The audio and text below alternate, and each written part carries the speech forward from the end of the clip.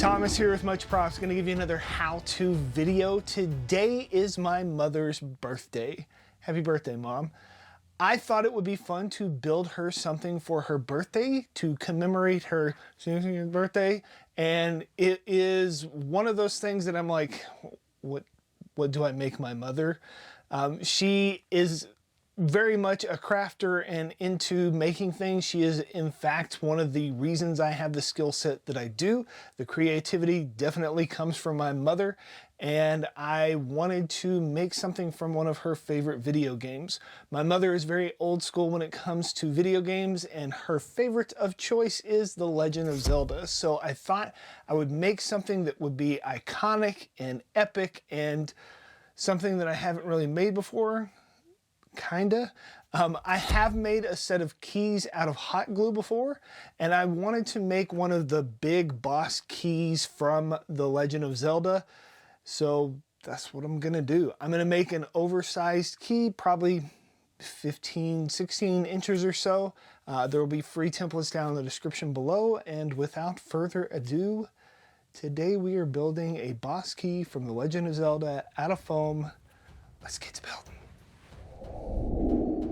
Looking at a reference image, I drew out this template by hand, which is how I do most of my patterns, and I trace it onto my materials. I am using 4mm, 6mm, 10mm, and 24mm EVA foam. For the shank of the key, I used a 48mm EVA dowel. You can download this pattern for free down in the description below. I recently made a website and launched it this week. It is www.muchpropstudios.com. And you'll find all my patterns in one spot, categorized and in alphabetical order. Adobe stopped their share service, so now I have to relink over 250 patterns on my videos. Hooray!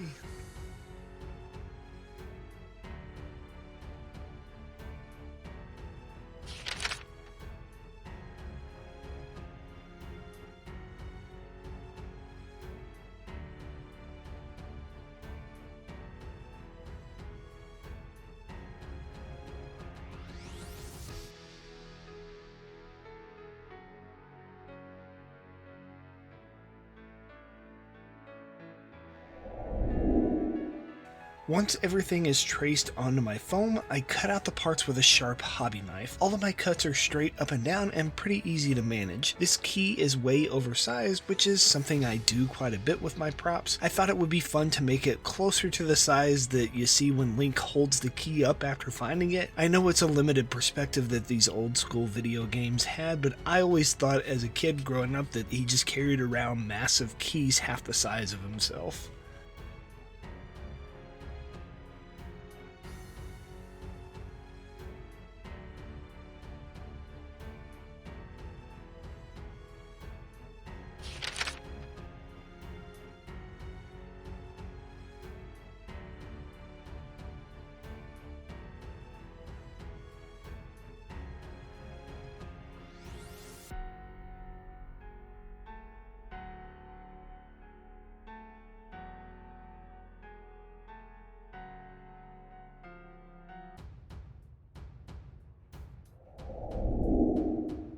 There are probably better ways to do this step, but from time to time I like to throw caution to the wind and just go for it with what I have at hand. I carved off chunks with an extremely sharp box cutter. You could probably get close to this shape easier with a couple of layers of 10mm foam stacked on top of each other, or maybe a found object that could replace that shape. Once I get it close, I rough sand it with my rotary tool, then smooth it over with a stone bit. I didn't catch it on camera, but after this clip I ended up carving a little bit more back to get that concaved section in the middle, and I cut a big chunk off the tip of my thumb. I was cutting, sneezed, and the blade sliced straight through me like butter. So I say all that to say, be careful when you're cutting. It could have been a lot worse, and lucky for me, I'm a pretty quick healer, so it's already scabbed up and starting to heal.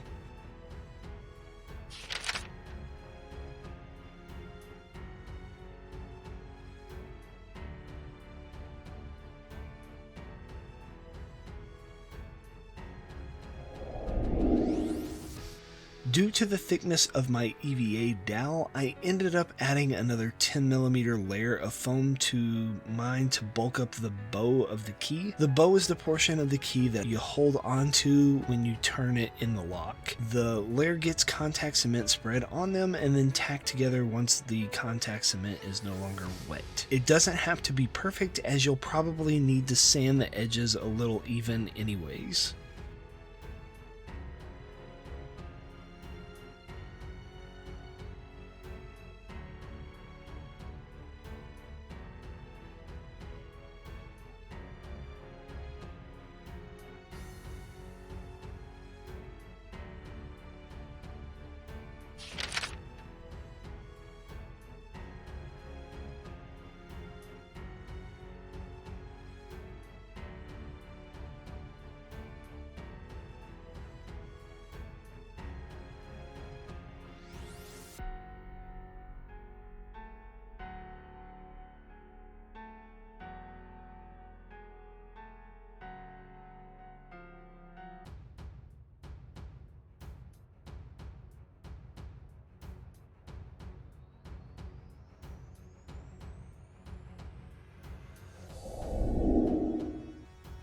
I put the eye in first to help me line up where the horns need to go. I lined up the bevel in my horns to the corner of the eyes. I know my mom will love this prop simply because I made it. I'm the same way with gifts from her. My mom instilled in me at a young age the value of hard work and perseverance. She fostered my creativity and reinforced my passion for arts and crafts for as long as I can remember. She's my biggest supporter and fan, so I can't wait to see her face when I give this to her. She truly is the best mom a person could ask for. I love her to the moon and back. The sacrifices that this woman has made for me to get me to where I am today, I can never fully repay. Now that I've probably made her tear up a little bit, back to the build.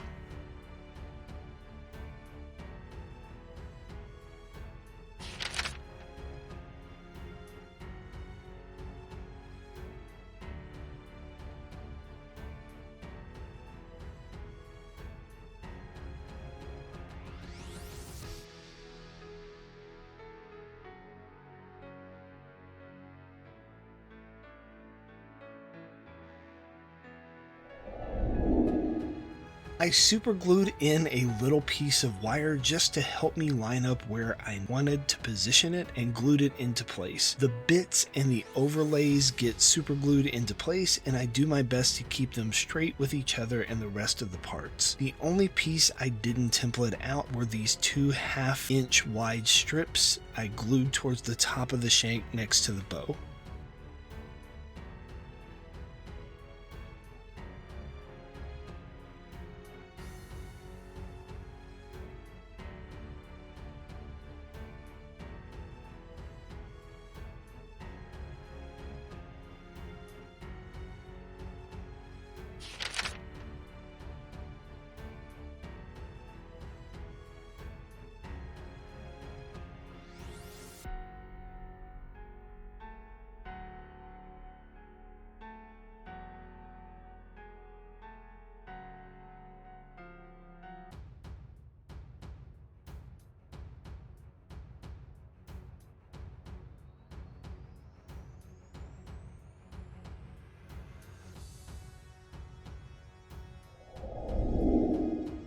Now I'm moving on to marking the swirl engravings that the key has around the eye of the rim. I drew them on the template, but didn't want to hand cut 8 of these intricate swirls on my pattern and then have to tape those back in so that I can make it usable for you. So you'll notice a piece in the pattern that I made that's just one of these. I used and repeated it over and over. I flipped the pattern side up and side down after each trace so that the curls lined up the way they're supposed to. To get my spacing, I just divided the circle in half horizontally and vertically with a dot, then divided each section again in half. This gives me 8 sections. Then I knew the parameters of where this little single pattern should go.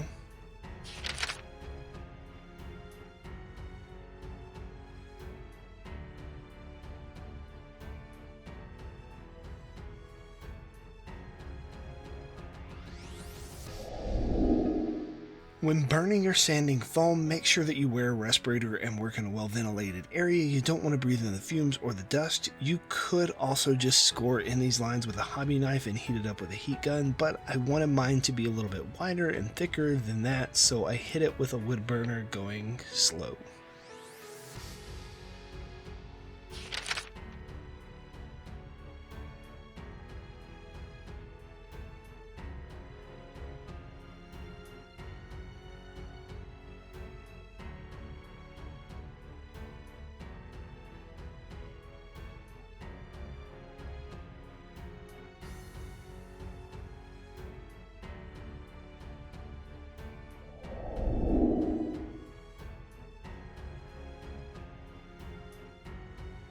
Two coats of Plasti-Dip. For the paint job, I chose to dry brush on an antique gold rub and buff with an old chip brush. You put down a little blob of this wax paint, pick up just a little bit on your brush, and loosely pass over the surface of your prop. I am purposely not making it a solid pass, which makes the recesses in the corner stand out, as well as the overall look of the metal seem older and tarnished.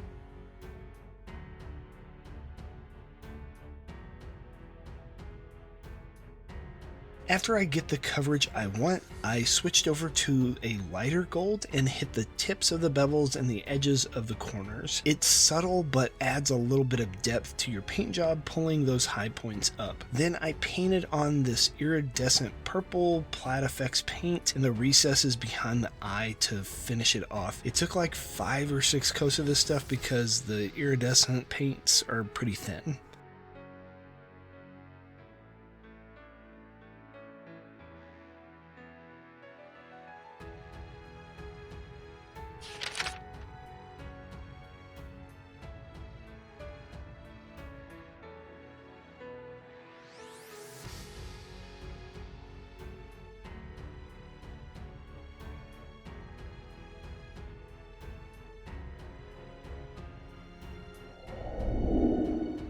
For the eye, you could definitely just paint it on the foam, but I wanted mine to shine. I printed out an iris, which I'll include the right size that you need here on my template, I had to guess, and covered it with Mod Podge to make it glossy. This ended up not working, or at least my patience felt like it didn't work. The glue under the glass dome didn't set up, so it looked cloudy on the inside. I ended up having to pull the eye out and do it again. The second time around, I glued down the paper eye to the foam and put a UV resin layer over the top of it, then put down the glass dome and then hit it with a UV lamp. You can see a little of the cloudiness in my pictures and in the outro. I fixed it after recording all of this. I just like to include the failures that I have sometimes in videos so that you know not everything that I do goes to plan either. We all make mistakes and you just have to learn from them and not repeat it.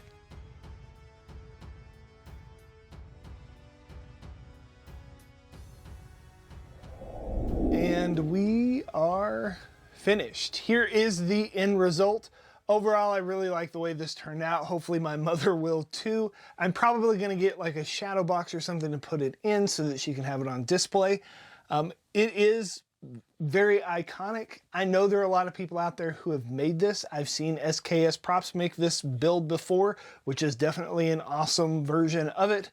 This is my own take on it. Definitely not 100% accurate, but it's relatively close, and I put some bevels and nice details on it to make it stand out a little bit. But yeah, maybe you'll try and make one of these yourselves and impress your friends with your ability to pull something from your mom's favorite video game, make it for her birthday, and give it to her, and hopefully make her really happy and excited and want to put it on display for any massive dungeon doors that she needs to open later. Yeah. Maybe you'll get some And inevitably, they're going to ask you, how'd you make that? Give them one of these. Tell them, much props.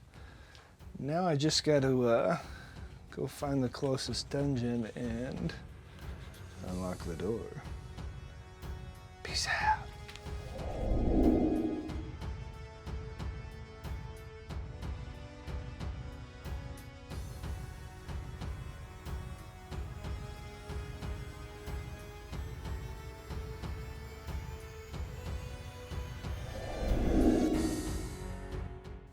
If you enjoy what I do here on YouTube and want to see more builds like this one, please consider joining these awesome people listed here with me over on Patreon to build a bigger, better, more creative community together.